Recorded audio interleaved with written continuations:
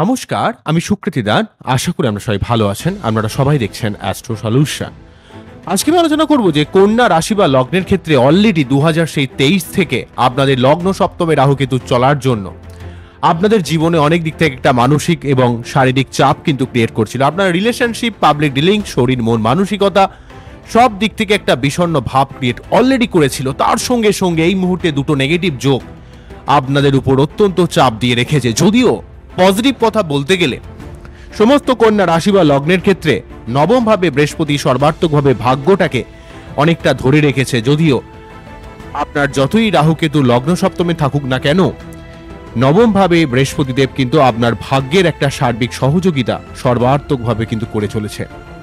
তাই আপনার যেমন ভাগ্যের উন্নতি, আপনার জীবনের সার্বিক ভাগ্য উন্নতি বলতে যেটা মনে করেন, সেই জায়গায় কিন্তু বৃহস্পতিদেব আপনাকে সর্বাত্মক সাহায্য করছে। এই বৃহস্পতিদেব যেহেতু আপনাদের ক্ষেত্রে সপ্তমপতি এবং চতুর্থপতি, তাই পরিবার কেন্দ্রিক ব্যাপারে আপনার জীবনে উন্নতি, আপনার নিজের ভাগ্যের উন্নতি, উচ্চশিক্ষা, গবেষণা বা আপনার জীবনে অর্থপ্রাপ্তির দিক থেকে বা পিতার দিক থেকে, হেল্পের দিক থেকে এবং আপনার নিজের লাইফ পার্টনারের সহযোগিতায় অনেক দিক থেকে একটা সার্বিক উন্নতির ব্যাপার কিন্তু তৈরি করেছে, যেহেতু এক্ষেত্রে বৃহস্পতি নবমভাবে রয়েছে। অন্যদিক থেকে কন্যা লগ্নের ক্ষেত্রে যদিও মঙ্গল খুব একটা শুভ নয়, মঙ্গল অষ্টমপতি এবং সেই সঙ্গে মঙ্গল হচ্ছে তৃতীয়পতি, সে কিন্তু এই মুহূর্তে দশম ভাবে থেকে কর্মের জায়গায় একটা লড়াকু মেন্টালিটি, যদিও কর্মের জায়গায় একটু বাকবিতণ্ডা তৈরি হতে পারে, কিন্তু তার সত্ত্বেও কর্মের সার্বিক উন্নতি এবং কর্মের জায়গায় আপনার দায়বদ্ধতাটা কিন্তু অনেকটাই বৃদ্ধি পেয়েছে এবং যার জন্য অনেক মানুষ কিন্তু আপনাকে সমঝে চলছে, এমন একটা ব্যাপার আমরা কিন্তু দেখতে পাচ্ছি। যেহেতু এক্ষেত্রে এই গ্রহের যে অবস্থানটা অত্যন্ত গুরুত্বপূর্ণ হয়ে রোল প্লে করছে বলে আমরা দেখতে পাচ্ছি। তো মঙ্গল এক্ষেত্রে কিন্তু আপনার জীবনে কর্মের উন্নতি এবং বৃহস্পতিদেব কিন্তু আপনার ভাগ্যের উন্নতি, আপনার মন মানসিকতার সার্বিক উন্নতি, আপনার মধ্যে একটা পরাক্রমতা, আপনার জীবনে সন্তান, পড়াশোনা, প্রেম, ভালোবাসা, ব্যবসা সার্বিক দিক থেকে আপনাদের কিছুটা হলেও সাহায্য কিন্তু পাচ্ছেন। তবে এই কথাগুলো যদি বলছে আপনার বাচ্চারে বৃহস্পতির অবস্থান কতটা ভালো না খারাপ, সেই জায়গাটাকে কিন্তু দেখতে হবে। যদি বৃহস্পতির অবস্থান আপনার বাচ্চাটি ভালো হয়, তাহলে কিন্তু অবশ্যই বৃহস্পতিদেবের দিক থেকে আপনি সর্বাত্মক শুভ ফল লাভ করবেন। তবে আপনার বাচ্চারে বৃহস্পতির অবস্থানকে শুভ করতে গেলে আপনার নিজস্ব বৃহস্পতির অবস্থানকে ভালো করতে হবে। তাহলে আপনার বৃহস্পতিদেবের মন্ত্রপাঠ, প্রতি বৃহস্পতিবার নিরামিষ খাওয়া, বিষ্ণুদেবের আরাধনা করা, এগুলো করলে আপনারা কিন্তু অনেকটাই শুভ ফল লাভ করবেন। তো যাই হোক, এগুলো হচ্ছে মেন জায়গা। তো এরপর আমরা মেন যে জায়গাটায় চলে আসি, সেটা হচ্ছে যে এই মুহূর্তে দুটো নেগেটিভ যোগ অত্যন্তভাবে সমস্ত কন্যা রাশি বা লগ্নের উপর একটা নেগেটিভ চাপ দিয়ে রেখেছে। কি দিক থেকে দেখুন, প্রথমেই বলবো দেখুন যে আপনাদের সপ্তম ভাবে উচ্চস্থ হয়ে শুক্র অবস্থান করলেও শুক্র কিন্তু রাহুযুক্ত হয়ে রয়েছে। তাই এই যে শুক্র রাহু যোগ সমস্ত কন্যা রাশি বা লগ্নের ক্ষেত্রে, এই যে শুক্র রাহু যোগ, যেই শুক্র আপনার ক্ষেত্রে সার্বিকভাবে ভাগ্যপতি, সেই শুক্র রাহুযুক্ত হওয়ার জন্য আপনার ক্ষেত্রে অনেক ভোগবাদী মেন্টালিটি বেড়ে যাচ্ছে, অর্থ খরচ হয়ে যাচ্ছে। যদিও ক্রিয়েটিভ আর্টিস্টিক ব্যাপারে অনেক ভালো এবং আপনার লাইফ পার্টনারের সঙ্গে কিছুটা ভুল বোঝাবুঝির ব্যাপার বা ব্যবসা কেন্দ্রিক দিক থেকে কিছুটা জটিলতা ক্রিয়েট করছে। যতটা সহজে আপনি যে কোনো কাজ অনেকটা মিটিয়ে ফেলতে পারেন শুক্রদেবের আপনাদের আনুকূল্য যেহেতু আপনাদের উপর থাকে, যেহেতু শুক্রদেব নিজে হচ্ছে নবমপতি, সেই শুক্রের একটা ডিস্টারবেন্স আপনার 2025 জানুয়ারির 28 তারিখ থেকে দেখবেন ফিল করছেন। কারণ শুক্রদেব কিন্তু 28 তারিখ থেকে রাহুযুক্ত হয়ে মীন রাশির ঘরে তথা আপনাদের রাশি বা লগ্নের ঠিক সপ্তম ভাবে অবস্থান করছে। এই সপ্তম ভাবে অবস্থান সমস্ত কন্যা রাশি বা লগ্নের মানুষকে কিছুটা চাপের মধ্যে কিন্তু রেখেছে, কিছুটা মানসিক একটা অতৃপ্ততার মধ্যে আপনাকে কিন্তু ফিল করতে হচ্ছে। আপনাকে অনেক ক্ষেত্রে অনেক ভুল বোঝাবুঝি, অনেক ক্ষেত্রে আপনার মানুষের সঙ্গে একটা মনোমালিন্য, আপনার লোকের সঙ্গে একটা সার্বিক কমিউনিকেশনের দিক থেকে একটা ডিস্টারবেন্স কিন্তু শুক্র রাহু কিন্তু তৈরি করছে। এবং এই শুক্র রাহু যোগ আপনার অর্থ খরচের একটা বিশেষ বহর তৈরি করেছে। দেখবেন আপনার অনেক কিছু কিনতে ইচ্ছা করবে, জিনিসটা কিনবেন, কেনার পর কিন্তু সেই জিনিসটা আপনার অতটা ইন্টারেস্ট থাকবে না, অতটা ভালো লাগবে না, এমন একটা ব্যাপার আপনারা নিজে একটু দেখতে পারেন, আপনারা পরখ করে নেবেন। কেননা আমি সুকৃতি দান অ্যাস্ট্রো সলিউশনে সর্বদা মেন কথাটা আপনাদের কাছে তুলে ধরি, কোনোভাবে ধাপ্পা দিয়ে নয়। দেখবেন আমি যা বলি লোকেদের মানতে তা বাধ্য হয়। তো এখানে কোনো রকম ওই হাউ ফাউ কথা বললাম যে শুক্র রাহু যোগ খুবই ভালো হবে তা নয়। অ্যাকচুয়ালি শুক্র রাহু যোগ অবশ্যই আপনার ফাটকা ইনকামের দিক থেকে কিছুটা ভালো, ক্রিয়েটিভ আর্টিস্টিক ট্যালেন্ট যাদের রয়েছে তাদের ক্ষেত্রে ভালো, অর্থাৎ লোককে মোহিত করা, মুগ্ধ করার মতো ক্ষমতা সেই দিক থেকে ভালো হলেও শুক্র রাহু যোগ কিন্তু আপনার অনেক কাজ আটকে যেতে পারে। যেহেতু ভাগ্যপতি এক্ষেত্রে ডিস্টারবেন্সের মধ্যে রয়েছে শুক্রদেব নিজে, সেক্ষেত্রে কিন্তু আপনার ভাগ্যপতি পীড়িত থাকার জন্য আপনার জীবনে যতটা সহজে যে কোনো কাজ হয়ে যাওয়ার কথা সেই জায়গাটা যেন কোথাও হচ্ছে না, কোথাও যেন আটকে যাচ্ছে, লোকে ভুল বুঝছে, এমন একটা ব্যাপারের সম্মুখীন আপনাকে কিন্তু হতে হবে। এবং সেই সঙ্গে এই শুক্রদেব যেহেতু আপনাদের রাশি বা লগ্নের ক্ষেত্রে দ্বিতীয় পতি, তাই অর্থ ইনকামের কিছু রাস্তা তৈরি করলেও মাঝে মাঝে কিন্তু অর্থ উড়ে যাচ্ছে, সেভিংসের দিক থেকে খুব ডিস্টার্ব হচ্ছে, আপনি কথা লোককে বোঝাতে পারছেন না আপনার সমস্যাটা কি হচ্ছে, এমন একটা ব্যাপার। এর জন্য কিন্তু প্রতি শুক্রবার আপনাকে কোনো সাদা ড্রেস পরা, পারফিউম ইউজ করা, শুক্রের যে মন্ত্রপাঠ ওং হিমকন্দা মেয়ালাভ্যাং দায়িত্বানাং পরমঙ্গুরুং সর্বশাস্ত্র প্রবর্তনং ভার্গবং পরমামহ এই মন্ত্র পাঠ করে তার যে বীজ মন্ত্র ওং দ্রাম দ্রিম দ্রম সহ শুক্রাণম, ওং দ্রাম দ্রিম দ্রম সহ শুক্রাণম, ওং দ্রাম দ্রিম দ্রম সহ শুক্রাণম, এটা করতে পারেন। এবং আপনার আরেকটা কাজ করতে পারেন, সেটা হচ্ছে আপনার বাচ্চাদের শুক্রের অবস্থা যদি খুব একটা ভালো না হয় তাহলে কিন্তু আপনার শুক্রদেবের সঠিক কিন্তু প্রতিকার করতে হবে। শুক্রের জায়গা থেকে আপনাকে সার্বিকভাবে সেই জায়গাটাকে স্ট্রং করতে হবে।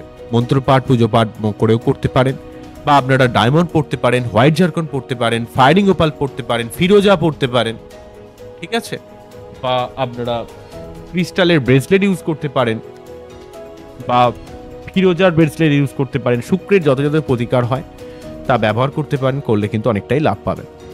নেক্সট যে ব্যাপারটা বলবো, এটা একটা ব্যাপার হলো অন্য দিক থেকে আপনাদের ক্ষেত্রে, যদিও কিন্তু সূর্যদেব খুব একটা শুভ গ্রহ নয়, দ্বাদশপতি, কিন্তু আপনারা জানেন যে সূর্যদেব কিন্তু আমাদের ইমিউনিটি পাওয়ারকে অনেকটা কন্ট্রোল করে, আমাদের মান সম্মান, প্রতিপত্তি, জীবনের সার্বিক উন্নতি, আমাদের পিতা, আমাদের জীবনে কোনো কিছু প্রাপ্তির দিক থেকে সূর্যদেবের এক বিশেষ আনুকূল্য, কারণ এই জগতের পিতা সূর্যদেব নিজে, তাই এই ইউনিভার্সাল একটা তার পাওয়ার রয়েছে। তো এই সূর্য কিন্তু এই মুহূর্তে আপনাদের ষষ্ঠভাবে কুম্ভ রাশির ঘরে কিন্তু শনিযুক্ত হয়ে পীড়িত হয়ে রয়েছে। কবে থেকে? 12ই ফেব্রুয়ারি থেকে 14ই মার্চ পর্যন্ত ষষ্ঠভাবে থাকবে। যদিও কিন্তু আপনাদের ক্ষেত্রে পঞ্চমপতি এবং ষষ্ঠপতির সঙ্গে দ্বাদশপতির কানেকশন এখানে কর্মের দিক থেকে আপনাকে কিছুটা হেল্প করলেও শনি রবি যোগ আপনার পিতার শরীর স্বাস্থ্যের ব্যাপারে সাবধান হতে হবে, কর্মের ব্যাপারে আপনাকে সাবধান হতে হবে, নিজেকে 100% পারফেক্ট করে কাজ করতে হবে। কেননা রবি শনি যোগ, যেখানে রবি দিতে চায় শনি কিন্তু সেই জায়গাটাকে এন্ট্র্যাপ করে দেয়, আটকে দেয়, অনেক কাজ হতে হতেও লাস্ট মুহূর্তে আটকে যাবে। মানসিক একটা অতৃপ্ততা, অস্থিরতা, মানসিক চাপ, কোনো কিছু যেন ভালো লাগছে না, সব কিছু কাজ লেট হয়ে যাচ্ছে, ডিলে হয়ে যাচ্ছে, আপনাকে অনেকটা একটা কাজকে অনেকবার করে করে তবে পারফেকশনের মধ্যে আনতে পাচ্ছেন, এমন একটা ব্যাপার। এবং শরীর দেখবেন মাঝে মাঝে দুর্বল যাচ্ছে, এই যে শনির অভিযোগ এবং শত্রুতা সংক্রান্ত সমস্যা আপনাকে জর্জরিত করছে, শরীর সংক্রান্ত সমস্যা, অর্থের একটা চাপও কিন্তু আপনাকে ফিল করতে হচ্ছে এই শনি রবি বীজ যোগের জন্য।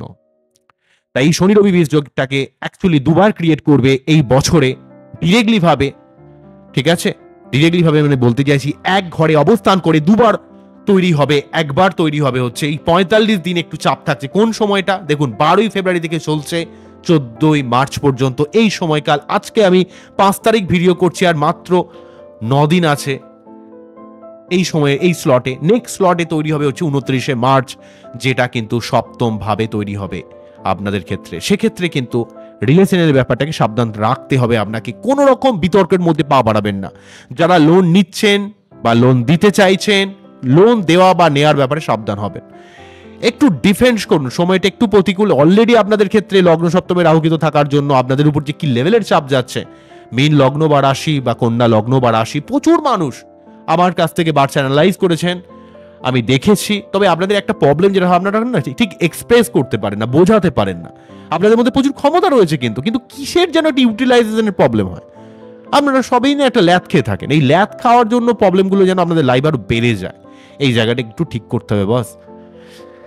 তো এই জায়গাটাকে একটু ঠিক করতে পারলে আপনাদের জীবনের সার্বিক সমস্যার অনেক উন্নতি হবে, ঠিক আছে। আপনাকে আরো বোল্ড হতে হবে, আরো লড়াকু হতে হবে, আরো স্টেট কার্ড হতে হবে, মানে কিছুটা মেষের যে ক্যারেক্টারটা থাকে না, সেই ক্যারেক্টারটা হোল্ড করে একটু মঙ্গলের পাওয়ারটা নিতে হবে আপনাদের, তাহলে জীবনে অনেক সমস্যা কিন্তু কেটে যাবে। আপনারা বেশি মানিয়ে নিতে চান সব দিক থেকে, এই ব্যাপারগুলো একটু বুঝতে হবে। তো যাই হোক, এই শনি রবি বীজ যোগের জন্য প্রতি শনিবার নিরামিষ খাওয়া, শনি মন্দিরে পুজো দেওয়া। শনিবার কিভাবে পুজো দেবেন? তো শনি আপনার যেমন মন চায় ধূপকাঠি মোমবাতি দিয়ে বা কালো কোনো মিষ্টি দিতে পারেন, বা কোনো আত্মদারিদ্র মানুষকে দান করতে পারেন। শনিবারে মন্ত্র পাঠ করতে পারেন শনিদেবের উদ্দেশ্যে। ওং নীলাঞ্জন চাং পক্ষং রবিশুতাং মহাগ্রহং ছায়াগর্ভ সম্বোধং বন্দে ভক্তাস্তানিশ্চ। বা শনিবার হনুমান চল্লিশা 3 বার পাঠ করতে পারেন। এবং আপনারা প্রতিদিন অবশ্যই অবশ্যই সূর্য প্রণাম করবেন, করলে অনেক লাভ পাবেন। এগুলো করুন, ভালো থাকুন, অ্যাস্ট্রো সলিউশন দেখতে থাকুন। জীবনের সার্বিক উন্নতি হোক। তবে একটা আমাদের সুখের কথা বলি, অনেক তো নেগেটিভ বললাম। তো আপনাদের ক্ষেত্রে লগ্ন সপ্তমে দীর্ঘদিন ধরে যেই যেই কেতু রাহুর যে প্রভাব আপনারা ফিল করছিলেন, তো সেই জায়গাটা দীর্ঘদিন পর চলে যাচ্ছে। কবে যাচ্ছে? 2025-এর 18ই মের পর। এর জন্য মোটামুটিভাবে দেখবেন হয়তো এই যোগটার জন্য একটু আনস্টেবিলিটি রয়েছে, কিন্তু তার সত্ত্বেও আমি বলেছিলাম দেখবেন আগেও যে মার্চের পর থেকে এই যে লগ্ন সপ্তমে রাহু কেতুর ডিগ্রিগত ব্যাপারটা আস্তে আস্তে কমে যাচ্ছে। তো না, তোর প্রভাবটা লগ্ন সপ্তম বা রাশি সপ্তমের যে লেভেলের প্রভাব ছিল সেই প্রভাবটা কিন্তু অনেকটা স্থিমিত হয়ে যাচ্ছে। কারণ আস্তে আস্তে কিন্তু কেতু রাহু সরছে সিংহ এবং কুম্ভর দিকে। সিংহতে চলে যাবে হচ্ছে কেতু, কুম্ভতে চলে যাবে রাহু। তো সেক্ষেত্রে আপনাদের উপর যেই লগ্ন সপ্তম বা রাশি সপ্তমে যতটা চাপ অস্থিরতা ছিল রাহু কেতুর জন্য, সেই জায়গাটা ধীরে ধীরে কমতে শুরু করবে এবং মেয়ের 18 তারিখে সম্পূর্ণ কমে যাবে, কেননা রাশি পরিবর্তন করে ফেলবে। সেক্ষেত্রে আপনাদের অত্যন্ত একটা পজিটিভ ব্যাপার। সমস্ত কন্যা রাশি বা লগ্নের ক্ষেত্রে ওটা অত্যন্ত গুরুত্বপূর্ণ হবে, যেই চাপটা কিন্তু কুম্ভ লগ্ন বা রাশি, সিংহ লগ্ন বা রাশিকে একটু ভোগ করতে হবে, সেই জায়গাটা বলবো আপনাদের।